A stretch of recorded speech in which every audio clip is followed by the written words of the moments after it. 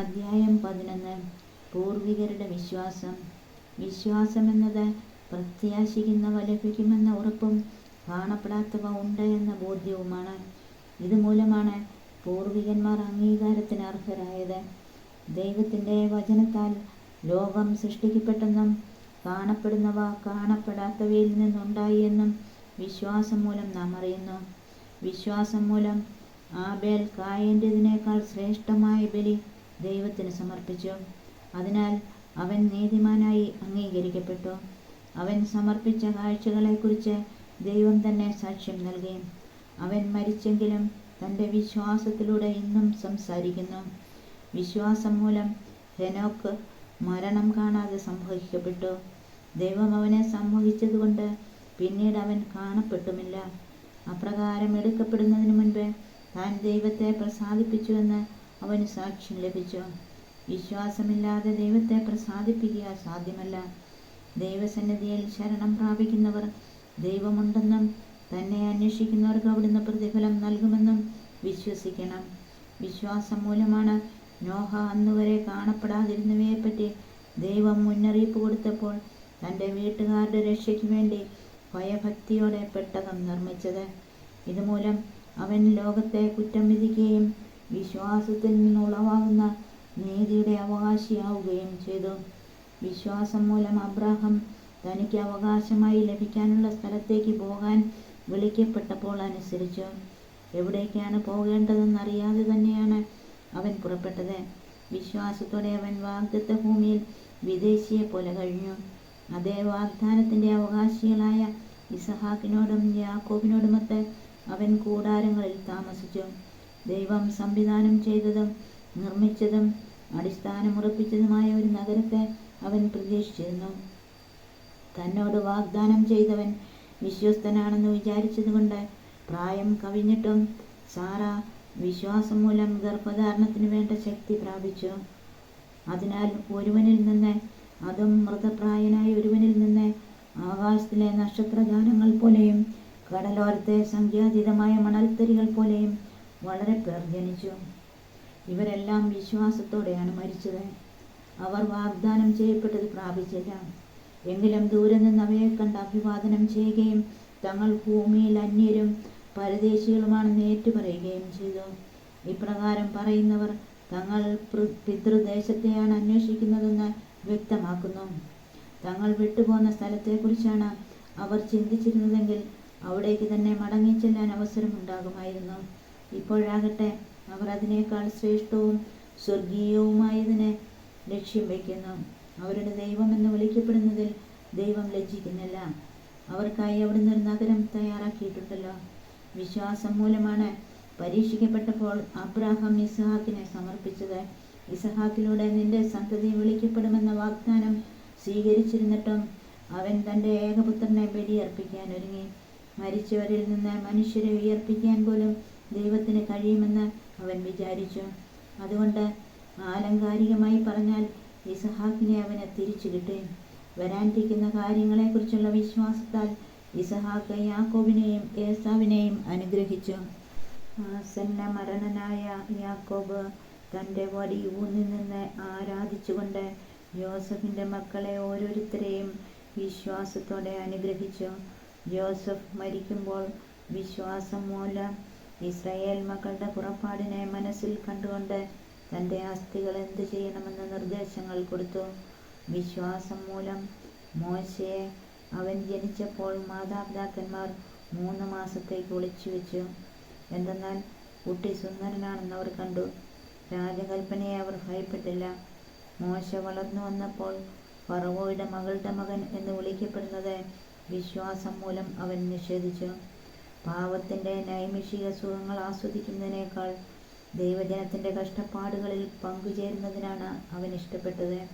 ക്രിസ്തുവിനെ പ്രതി സഹിക്കുന്ന നിന്ദനങ്ങൾ ഈജിപ്തിലെ നിധികളേക്കാൾ വിലയേറിയ സമ്പത്തായി അവൻ കരുതി. തനിക്ക് ലഭിക്കാനിരുന്ന പ്രതിഫലത്തിലാണ് അവൻ ദൃഷ്ടി പതിച്ചത്. രാജകോപം ഭയപ്പെടാതെ വിശ്വാസത്താൽ അവൻ ഈജിപ്ത് വിട്ടു. അദൃശ്യനായവനെ ദർശിച്ചാലെന്ന പോലെ അവൻ സഹിച്ചു നിന്നു. ആദ്യജാതന്മാരെ കൊല്ലുന്നവൻ അവരെ സ്പർശിക്കാതിരിക്കുന്നതിന് വിശ്വാസത്താൽ അവൻ പെസഹ ആചരിക്കുകയും രക്തം തളിക്കുകയും ചെയ്തു. വിശ്വാസത്താൽ അവർ വരണ്ട ഭൂമിയിലൂടെ എന്ന വിധം ചെങ്കടൽ കടന്നു. എന്നാൽ ഈജിപ്തുകാർ അപ്രകാരം ചെയ്യാൻ ശ്രമിച്ചപ്പോൾ കടൽ അവരെ വിഴുങ്ങിക്കളഞ്ഞു. വിശ്വാസത്തോടെ ഇസ്രായേൽ ജനം ജെറീക്കോയുടെ കോട്ടകൾക്ക് 7 ദിവസം വലത്തുവച്ചപ്പോൾ അവ ഇടിഞ്ഞു വീണു. വേശ്യയായ റാഹാബ് വിശ്വാസനിമിത്തം ചാരന്മാരെ സമാധാനത്തിൽ സ്വീകരിച്ചതുകൊണ്ട് അവൾ അവിശ്വാസികളോടൊപ്പം നശിച്ചില്ല. കൂടുതലായി എന്താണ് ഞാൻ പറയേണ്ടത്? ഗിദെയോൻ, ബാറക്, സാംസൺ, യെഫ്ത, ദാവീദ്, സാമുവേൽ ഇവരെക്കുറിച്ചും പ്രവാചകന്മാരെക്കുറിച്ചും പ്രതിപാദിക്കാൻ സമയം പോരാ. അവർ വിശ്വാസത്തിലൂടെ രാജ്യങ്ങൾ പിടിച്ചടക്കി, നീതി നടപ്പാക്കി, വാഗ്ദാനങ്ങൾ സ്വീകരിച്ചു, സിംഹങ്ങളുടെ വായ്കൾ പൂട്ടി, അഗ്നിയുടെ ശക്തി കെടുത്തി, വാളിൻ്റെ വായ്ത്തലയിൽ നിന്ന് രക്ഷപ്പെട്ടു, ബലഹീനതയിൽ നിന്ന് ശക്തി ആർജിച്ചു, യുദ്ധത്തിൽ ശക്തന്മാരായി, വിദേശ സേനകളെ കീഴ്പ്പെടുത്തി, സ്ത്രീകൾക്ക് തങ്ങളുടെ മരിച്ചുപോയവരെ പുനർജീവനത്തിലൂടെ തിരിച്ചു കിട്ടി, ചിലർ മരണം വരെ പ്രഹരിക്കപ്പെട്ടു. മെച്ചപ്പെട്ട പുനരുദ്ധാനം പ്രാപിക്കാൻ വേണ്ടി പീഡയിൽ നിന്ന് രക്ഷപ്പെടാൻ അവർ കൂട്ടാക്കിയില്ല. ചിലർ പരിഹാസവും ചമ്മട്ടിയുടെയും ബന്ധനവും കാരാഗ്രഹവാസവും സഹിച്ചു. ചിലരെ കല്ലെറിഞ്ഞു, ചിലരെ വിചാരണ ചെയ്തു, ചിലർ 2 വെട്ടിമുറിക്കപ്പെട്ടു, ചിലർ വാളുകൊണ്ട് വധിക്കപ്പെട്ടു, ചിലർ ചെമ്മരിയാടുകളുടെയും കോലാടുകളുടെയും തോല് ധരിച്ച് നിസ്സഹായരായും വേദനിക്കുന്നവരായും പീഡിതരായും അലഞ്ഞു നടന്നു. അവരെ സ്വന്തമാക്കാനുള്ള യോഗ്യത ലോകത്തിനില്ലായിരുന്നു. വനത്തിലും മലകളിലും ഗുഹകളിലും മാളങ്ങളിലുമായി അവർ അലഞ്ഞു തിരിഞ്ഞു. വിശ്വാസം മൂലം ഇവരെല്ലാം അംഗീകാരം പ്രാപിച്ചെങ്കിലും വാഗ്ദാനം ചെയ്യപ്പെട്ടത് പ്രാപിച്ചില്ല. കാരണം നമ്മെ കൂടാതെ അവർ പരിപൂർണരാക്കപ്പെടരുത് എന്ന് കണ്ട് ദൈവം നമുക്കായി കുറെ കൂടെ ശ്രേഷ്ഠമായവ നേരത്തെ കണ്ടുവച്ചിരുന്നു. അധ്യായം 12. പിതൃശിക്ഷണം. നമുക്ക് ചുറ്റും സാക്ഷികളുടെ വലിയ സമൂഹമുള്ളതിനാൽ നമ്മെ വിഷമിപ്പിക്കുന്ന ഭാരവും പാപവും നമുക്ക് നീക്കിക്കളയാം. നമുക്കായി നിശ്ചയിച്ചിരിക്കുന്ന ഈ ഓട്ടപ്പന്തയം സ്ഥിരോത്സാഹത്തോടെ നമുക്ക് ഓടിത്തീർക്കാം. നമ്മുടെ വിശ്വാസത്തിൻ്റെ നാഥനും അതിനെ പൂർണ്ണതയിലെത്തിക്കുന്നവനുമായ യേശുവിനെ മുന്നിൽ കണ്ടുകൊണ്ട് വേണം നാം ഓടാൻ. അവൻ തനിക്കുണ്ടായിരുന്ന സന്തോഷം ഉപേക്ഷിച്ച് അവമാനം വകവയ്ക്കാതെ കുരിശ് ക്ഷമയോടെ സ്വീകരിച്ചു. ദൈവസിംഹാസനത്തിൻ്റെ വലത്തുഭാഗത്ത് അവൻ അവരോധിക്കപ്പെടുകയും ചെയ്തു. ആകയാൽ മനോധൈര്യം അസ്തമിച്ച് നിങ്ങൾ തളർന്നു പോകാതിരിക്കാൻ വേണ്ടി അവൻ തന്നെ എതിർത്ത പാപികളിൽ നിന്ന് എത്രമാത്രം സഹിച്ചെന്ന് ചിന്തിക്കുവിൻ. പാപത്തിനെതിരായുള്ള സമരത്തിൽ നിങ്ങൾക്കിനിയും രക്തം ചൊരിയേണ്ടി വന്നിട്ടില്ല. നിങ്ങളെ പുത്രന്മാരെന്ന് അഭിസംബോധന ചെയ്തുകൊണ്ടുള്ള ആ ഉപദേശം നിങ്ങൾ മറന്നുപോയോ? എൻ്റെ മകനെ, കർത്താവിൻ്റെ ശിക്ഷണത്തെ നീ നിസ്സാരമാക്കരുത്.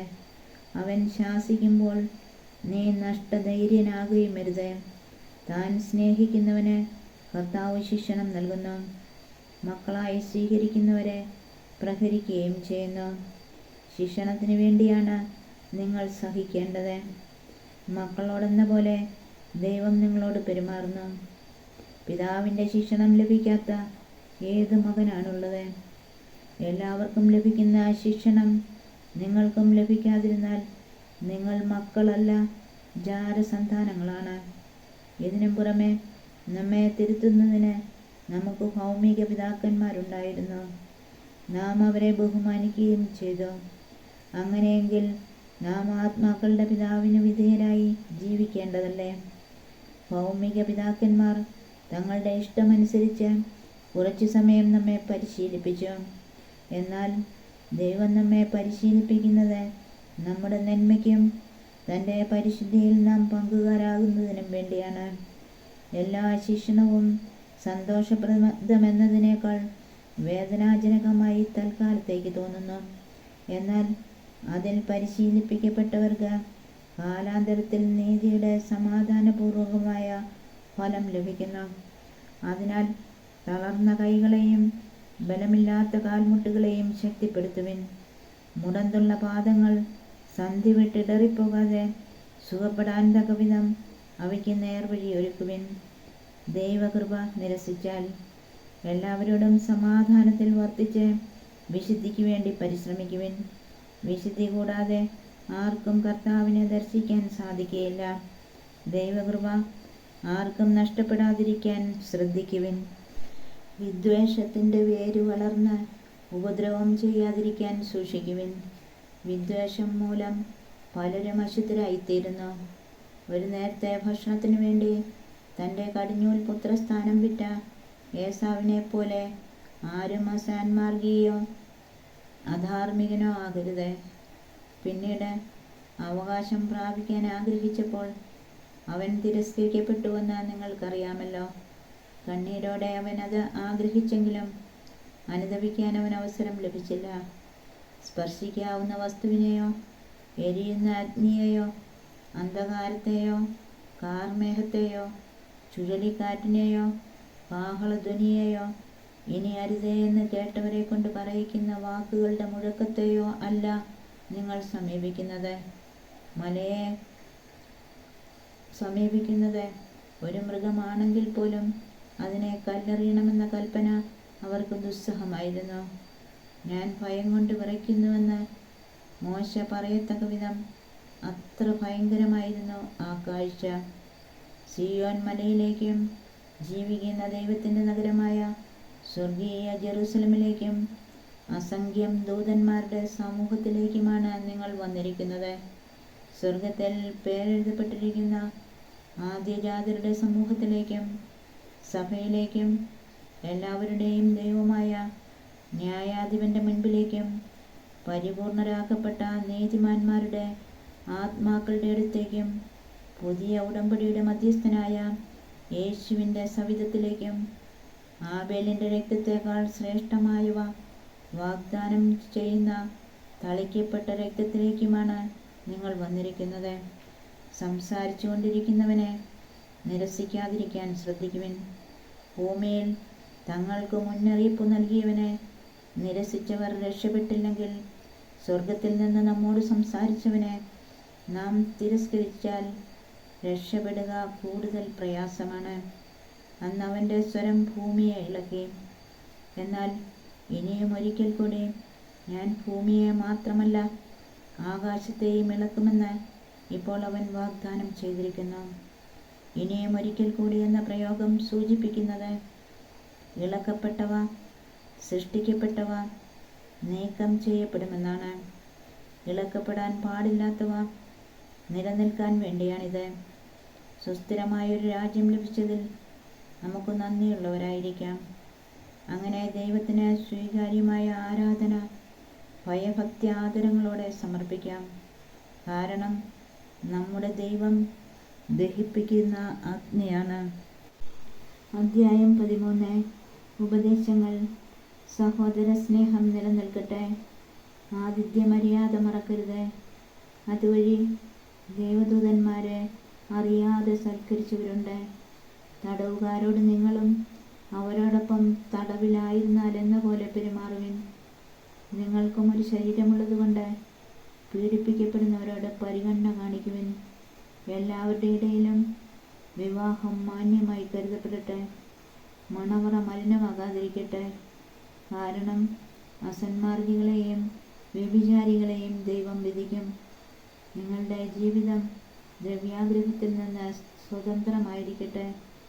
ഉള്ളതുകൊണ്ട് തൃപ്തിപ്പെടുവിൻ. ഞാൻ നിന്നെ ഒരു വിധത്തിലും അവഗണിക്കുകയോ ഉപേക്ഷിക്കുകയോ ഇല്ല എന്ന് അവിടുന്ന് പറഞ്ഞിട്ടുണ്ടല്ലോ. അതിനാൽ നമുക്ക് ആത്മധൈര്യത്തോടെ പറയാം, കർത്താവാണ് എൻ്റെ സഹായകൻ, ഞാൻ ഭയപ്പെടുകയില്ല. മനുഷ്യൻ എന്നോട് എന്ത് ചെയ്യാൻ കഴിയും? നിങ്ങളോട് ദൈവവചനം പ്രസംഗിച്ച നിങ്ങളുടെ നേതാക്കന്മാരെ ഓർക്കുവിൻ. അവരുടെ ജീവിതചര്യയുടെ ഫലം കണക്കിലെടുത്ത് അവരുടെ വിശ്വാസം അനുകരിക്കുവിൻ. യേശുക്രിസ്തു ഇന്നലെയും ഇന്നും എന്നും ഒരേ ആൾ തന്നെയാണ്. വിവിധങ്ങളും വിചിത്രങ്ങളുമായ പ്രബോധനങ്ങൾ നിങ്ങളെ വഴിതെറ്റിക്കരുത്. ഭക്ഷണത്താലല്ല, കൃപാവരത്താൽ ഹൃദയത്തെ ശക്തമാക്കുന്നതാണ് ഉചിതം. ഭക്ഷണത്തിൽ ശ്രദ്ധിക്കുന്നവർക്ക് ഒരു പ്രയോജനവും ലഭിക്കുന്നില്ല. നമുക്കൊരു ബലിപീഠമുണ്ട്. അതിൽ നിന്ന് ഭക്ഷിക്കാൻ കൂടാരത്തിൽ ശുശ്രൂഷ ചെയ്യുന്നവർക്ക് അവകാശമില്ല. കാരണം പ്രധാന പുരോഹിതൻ പാപപരിഹാരത്തിന് ബലിപീഠത്തിലേക്ക് കൊണ്ടുപോകുന്ന രക്തമെടുത്ത മൃഗങ്ങളുടെ ശരീരം ദഹിപ്പിക്കപ്പെടുന്നത് പാളയത്തിന് പുറത്തു വെച്ചാണ്. സ്വന്തം രക്തത്തിലൂടെ ജനത്തെ വിശദീകരിക്കാൻ ക്രിസ്തുവും കവാടത്തിന് പുറത്തു വെച്ച് പീഡനമേറ്റു. അവന് വേണ്ടി അവമാനം സഹിച്ചുകൊണ്ട് നമുക്കും പാളയത്തിന് പുറത്തിറങ്ങി അവൻ്റെ അടുത്തേക്ക് പോകാം. എന്തെന്നാൽ ഇവിടെ നമുക്ക് നിലനിൽക്കുന്ന നഗരമില്ല, വരാനുള്ള നഗരത്തെയാണല്ലോ നാം അന്വേഷിക്കുന്നത്. അവനിലൂടെ നമുക്ക് എല്ലായ്പ്പോഴും ദൈവത്തിന് സ്തുതിയുടെ ബലി, അവൻ്റെ നാമത്തെ ഏറ്റുപറയുന്ന അധരങ്ങളുടെ ഫലങ്ങൾ അർപ്പിക്കാം. നന്മ ചെയ്യുന്നതിലും നിങ്ങൾക്കുള്ളവ പങ്കുവയ്ക്കുന്നതിലും ഉപേക്ഷ വരുത്തരുത്. അത്തരം ബലികൾ ദൈവത്തിന് പ്രീതികരമാണ്. നിങ്ങളുടെ നേതാക്കന്മാരെ അനുസരിക്കുകയും അവർക്ക് വിധേയരായിരിക്കുകയും ചെയ്യുവിൻ. കണക്കേൽപ്പിക്കാൻ കടപ്പെട്ട മനുഷ്യരെ പോലെ അവർ നിങ്ങളുടെ ആത്മാക്കളുടെ മേൽനോട്ടം വഹിക്കുന്നു. അങ്ങനെ അവർ സന്തോഷപൂർവം സങ്കടം കൂടാതെ ആ കൃത്യം ചെയ്യുന്നതിനിടയാകട്ടെ. ഇല്ലെങ്കിൽ അത് നിങ്ങൾക്ക് പ്രയോജനരഹിതമായിരിക്കും. ഞങ്ങൾക്ക് വേണ്ടി പ്രാർത്ഥിക്കുവിൻ. എല്ലാ കാര്യത്തിലും മാന്യമായി പെരുമാറുന്നതിന് ആഗ്രഹിക്കുന്ന ഒരു നല്ല മനസാക്ഷിയാണ് ഞങ്ങളുടേതെന്ന ബോധ്യം ഞങ്ങൾക്കുണ്ട്. ഞാൻ എത്രയും വേഗം നിങ്ങളുടെ അടുത്ത് തിരിച്ചു വരുന്നതിന് നിങ്ങൾ ഏറെ ശുഷ്കാന്തിയോടെ പ്രാർത്ഥിക്കണമെന്ന് ഞാൻ അപേക്ഷിക്കുന്നു. ആശംസകൾ. ആടുകളുടെ വലിയ ഇടയനെ, നമ്മുടെ കർത്താവായ യേശുവിനെ മരിച്ചവരിൽ നിന്ന് ഉയർപ്പിച്ച സമാധാനത്തിൻ്റെ ദൈവം നിത്യമായ ഉടമ്പടിയുടെ രക്തത്താൽ എല്ലാ നന്മകളും കൊണ്ട് നിങ്ങളെ ധന്യരാക്കട്ടെ. അങ്ങനെ യേശു ക്രിസ്തുവിലൂടെ നമ്മിൽ പ്രവർത്തിക്കുന്ന അവിടുത്തെ ഹിതം, അവിടുത്തേക്ക് അഭികാമ്യമായത് നിറവേറ്റാൻ നിങ്ങളെ സഹായിക്കട്ടെ. അവന് എന്നും എന്നേക്കും മഹത്വമുണ്ടായിരിക്കട്ടെ. ആമേൻ. എൻ്റെ സഹോദരരെ, ഞാൻ നിങ്ങൾക്ക് ചുരുക്കമായി എഴുതിയിരിക്കുന്ന ഈ ആശ്വാസവചനങ്ങൾ ക്ഷമയോടെ സ്വീകരിക്കണമെന്ന് ഞാൻ നിങ്ങളോട് അഭ്യർത്ഥിക്കുന്നു. നമ്മുടെ സഹോദരൻ തിമോഥെയോസ് മോചിപ്പിക്കപ്പെട്ടുവെന്ന് നിങ്ങൾ അറിഞ്ഞാലും അവൻ വേഗം വന്നാൽ അവനോടൊപ്പം ഞാൻ നിങ്ങളെ കണ്ടുകൊള്ളാം. നിങ്ങളുടെ നേതാക്കന്മാർക്കും എല്ലാ വിശുദ്ധർക്കും വന്ദനം പറയുവിൻ. ഇറ്റലിയിൽ നിന്ന് വന്നവർ നിങ്ങൾക്ക് വന്ദനം പറയുന്നു. ദൈവത്തിൻ്റെ കൃപാവരം നിങ്ങളെല്ലാവരോടും കൂടെ ഉണ്ടായിരിക്കട്ടെ.